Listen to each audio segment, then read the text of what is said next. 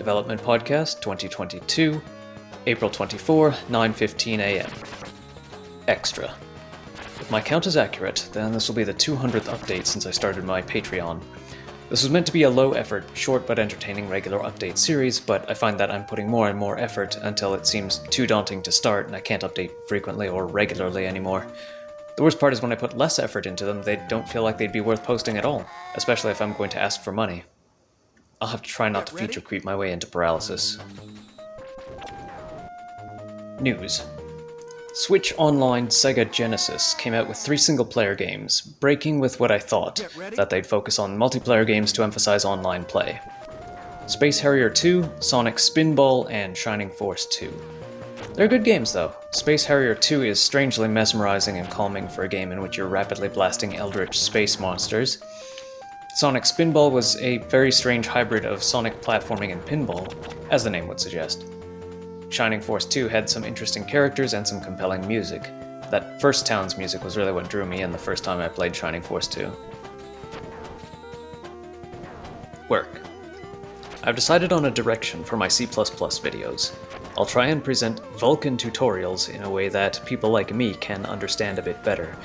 Basically talking and typing slowly enough that one could follow along with their own IDE, and without having to look at the screen if they can only play the video in the background with their IDE up front. Play.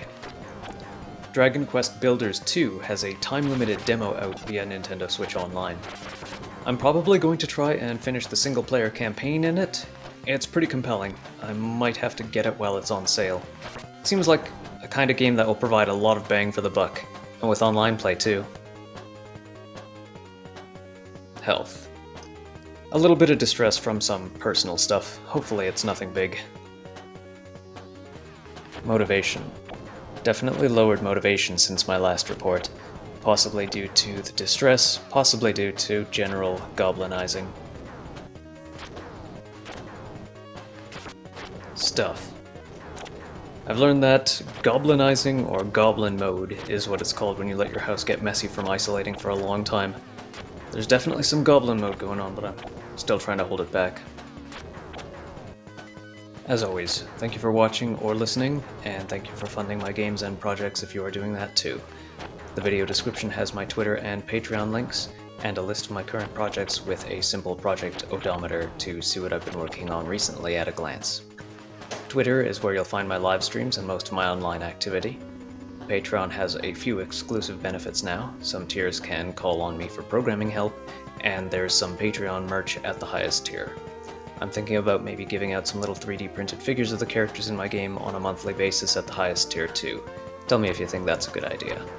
If you cannot contribute money, but want to contribute something, I also take tips in Basic Attention Token, both here on YouTube and on my tweets. I hope you'll look forward to my next update whenever and wherever it may be.